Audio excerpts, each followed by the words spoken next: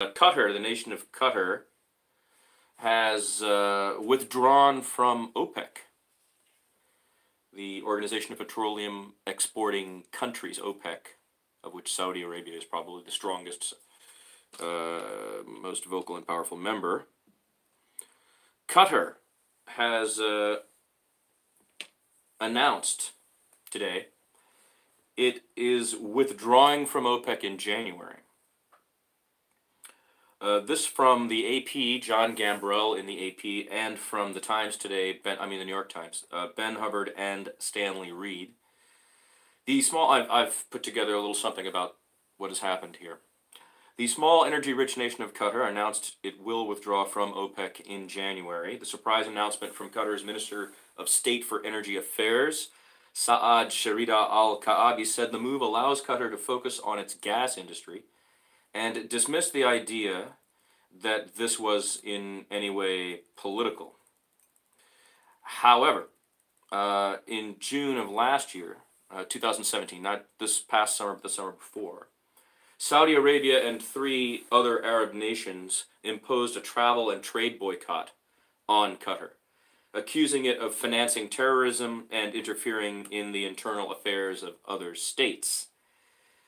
Bahrain, Egypt, Saudi Arabia, and the UAE, all cut ties to Qatar and launched an economic boycott, stopping Qatar Airways flights from using their airspace, closing off the country's land borders, which got only one really, with Saudi Arabia, blocking ships from using their ports.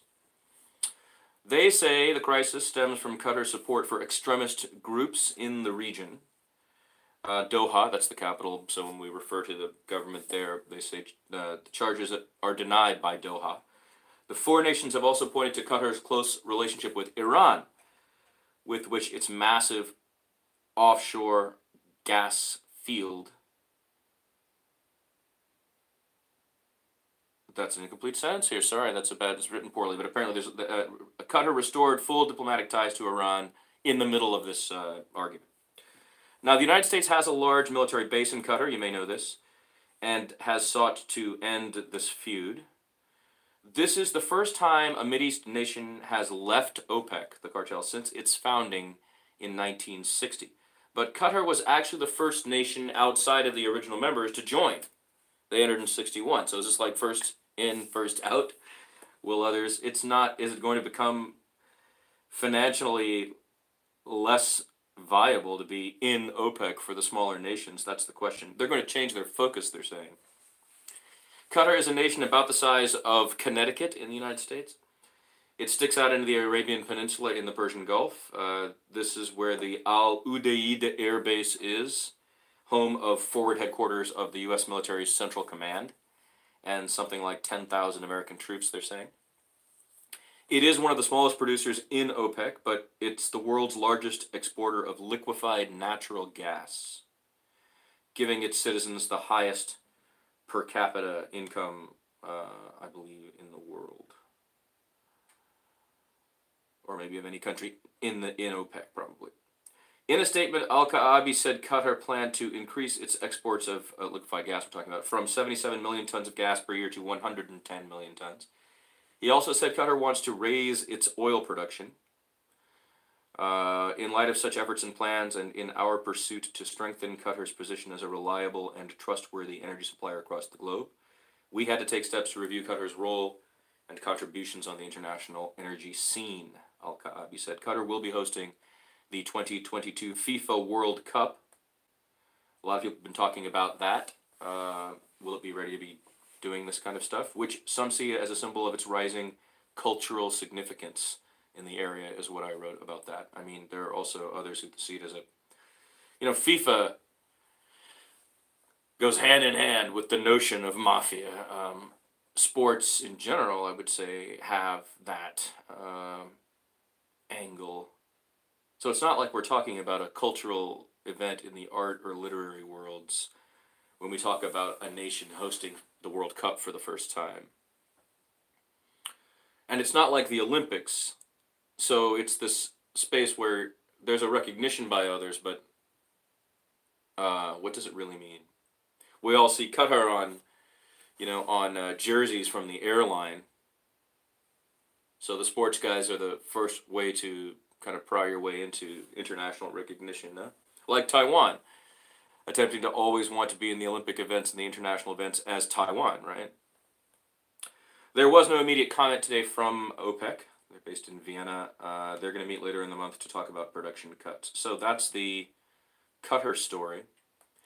Yesterday we were talking about how Sinclair Broadcasting has control of so many outlets, or maybe last show, not yesterday, but last show, or a couple of shows back, and how hundreds of television and radio producers have scripts that are just sent out to them, and they're told to just read them the way that they are, and they're slanted in a conservative manner, which functions as a propagandized like shout around the nation at one time. That's, it's propaganda. It's not. It's propaganda. Well, that same group tried to buy the Tribune Media of Chicago, and it ran into a collision with the FCC, in particular, an FCC chairman that is, a lot of people don't love Ajit Pai for his stance on this sort of the direction that they want to go in terms of regulating the internet. But he had concerns about the deal, he said, so that was kiboshed. And now Nexstar is offering to buy Chicago's Tribune Media. This is announced a few minutes ago. I don't know if they're in Dallas, but this is an Irving, Texas AP. $4 billion they've offered.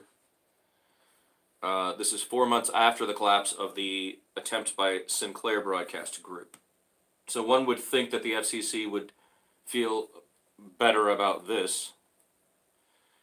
Here they make note of the thing that Ann brought up the last time we were here, that Sinclair operates in 89 U.S. markets and was admonished by media watchdogs in April of this year after Deadspin, a sports news site, pieced together clips of dozens of TV anchors for Sinclair reading from the same script, which warned viewers about biased and false news from other media outlets. So Nexstar will pay $46.50 per Tribune share, and picking up $6.4 billion in debt. Tribune stock jumped 10% early today. Nexstar gained 2.8%. And the deal should close in the second half of 2019 if it's approved.